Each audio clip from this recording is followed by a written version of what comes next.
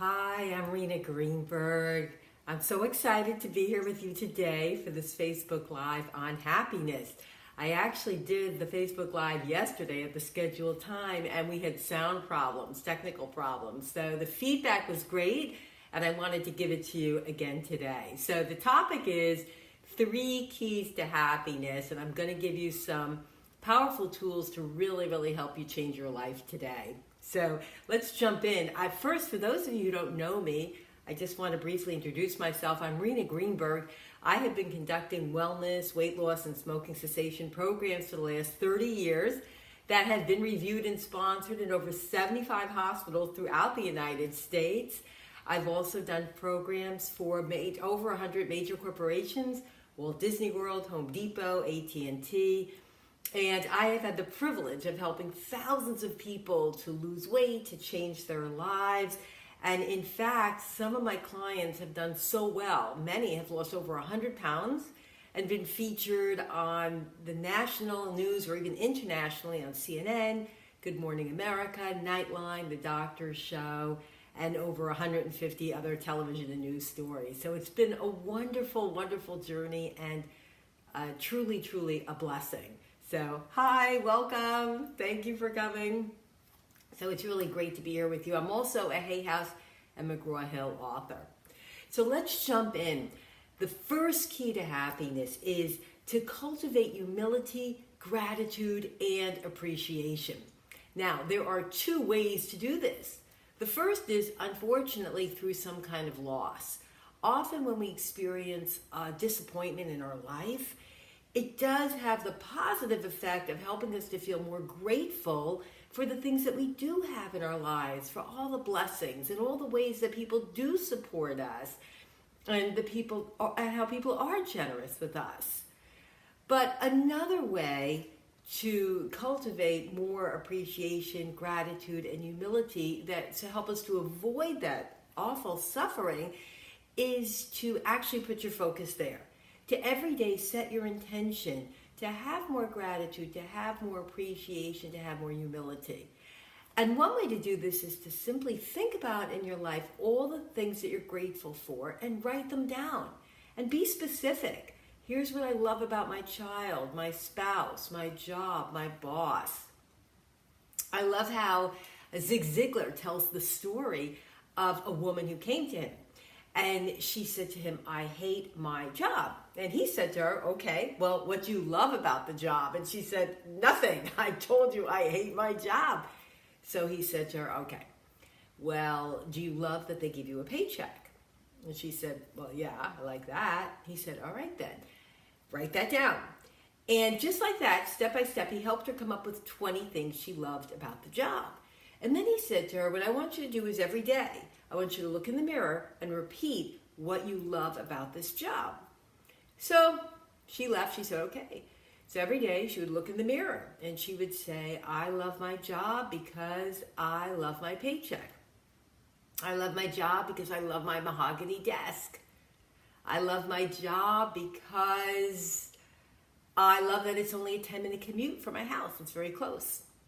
She did it like this every single day for months. She looked in the mirror and she said what she liked about her job.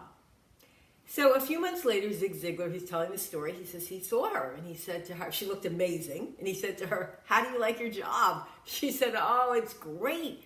She said, the people are wonderful. I've gotten a promotion. It's so interesting.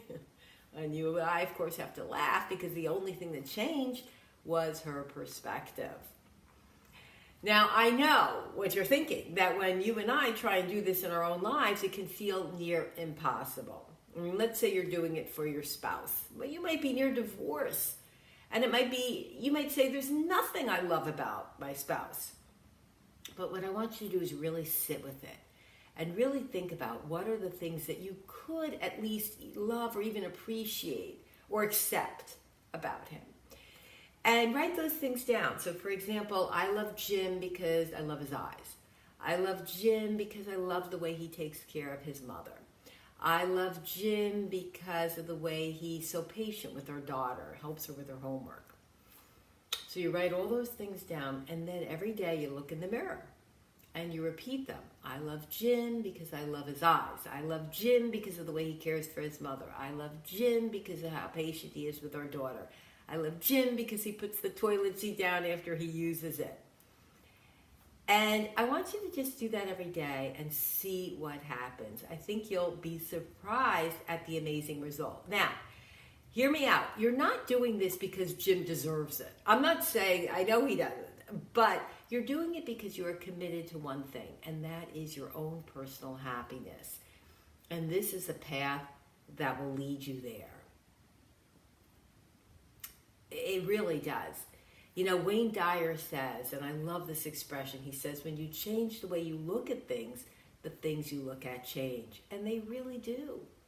Now, I'm not suggesting that you stay in a bad situation. I'm not saying that at all. What I am saying is that when you're feeling happier and more grateful, you're so much more likely to attract a much more positive situation to yourself. And it's a lot easier to get out of a negative situation. So gratitude, appreciation, and humility are the keys to success. Now, humility is a big key. I had a woman come to me once for hypnosis. There was a period of time when a lot of TV news anchors were coming to me for hypnosis for various things because I had a string of news interviews one after the other, and many of them came to see me. And this woman was a very well-known, popular news anchor. She actually was coming to see me for fertility. She wanted to have a baby. And she sat there with me and she said to me, you know, I'm self-made. And I was so surprised. I looked at her, I remember I said to her, you're self-made? And she said, yes. She explained, she said, my childhood was horrible. She said, my parents weren't there to support me. And I'm here where I am today because of myself. And I asked her, I said, well, did you have any mentors? Anybody who supported you along the way? Because I thought, you know, she had a lot of talent, but I was surprised that she could get where she was today without any help at all. So she thought about that and she said, actually, yeah. You know, in college, there had been some teachers that supported her. Definitely along the jobs, there were some doors that were open for her. It's so important for us to realize that you are not alone. That no matter what's happened in your life, no matter how alone you have felt, there are always people there to support you.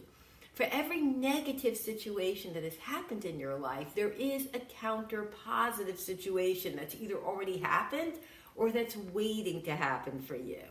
And part of happiness is being open to that and having that faith and that knowing that for every negative, there's also a positive. Maybe you didn't have the rosy childhood you hoped for that other people had. But there is a greater good that's available for you, and that is happening for you now. And that's the faith we have to have. Now, the second key to success is releasing judgment and blame. You know, it's so natural when something happens that we don't like, that we're looking for something or someone to judge and blame. But I love that Deepak Chopra says there is no one single cause for anything that happens in our life. Now, sometimes you may be sick, or someone you love might be sick, or a situation occurs, and you're looking for that blame or that cause, and you may find a physical or psychological factor. And that's fine in this physical world and with the conscious mind. But what Deepak Chopra is saying is that at a deeper level, at the level of the subconscious, the infinite eternal mind, the eternal soul, there is no one single factor that we can point to for anything. Because there may be something that happened to our ancestors 5 generations ago that contributed to what's happening here and now in this very moment. That it's always a confluence of many factors that leads us to where we are in this moment. So sometimes it's helpful to be able to look at reasons why things happen so we can make changes within ourselves and within our lives. But most often, blame and judgment are just robbing us of our happiness. So an affirmation that we can use every day is, I release all criticism, all judgment, all unforgiveness, all blame to my higher mind to be dissolved and healed completely. Now, if the words higher mind don't work for you, please use whatever words do resonate for you. I always say don't get caught up with the semantics. So deeper mind, divine mind, soul, heart, wise mind, compassionate self, whatever resonates for you, use those words. But use them with me now. Let's do the affirmation. I release all criticism, all judgment, all unforgiveness, all blame to my higher divine mind to be dissolved and healed completely. And the most important words, I am free. I am free. And if there's someone else in the situation, affirm for them, I set you free. I am free, I set you free. And feel that freedom. Feel that peace, feel that relaxation bathing over you, and just open to receive it and embrace it. So every day I release all criticism, all judgment, all blame, all unforgiveness to my higher mind to be dissolved and healed completely. I release it to my wise, compassionate self. And that brings me to my third key to happiness, and that is identifying with your wise, compassionate self. We have so many parts to ourselves. The key to happiness is choosing to identify with your wise, infinite, compassionate self. I know there are things going on in your life or in the world that you probably don't like. But the key is to use this affirmation, even though blank is happening, and fill in the blank, whatever it is. Even though my brother is sick, even though my friend disappointed me, I love and accept myself and appreciate myself exactly as I am. So it's been just an absolute joy. Everything is happening exactly as it's supposed to. It's been such a joy being here with you today. Thank you so much for joining me. Please comment. Let me know how these keys work for you, how they resonate for you. What's worked, what doesn't work. Please comment, let me know. Please share. I love to engage with you. Also, please visit me at my brand new website. It's being launched this weekend, easywillpower.com, and follow the link I'm going to put up so that you can get access 1 month free in my inner circle. Thank you, and God bless.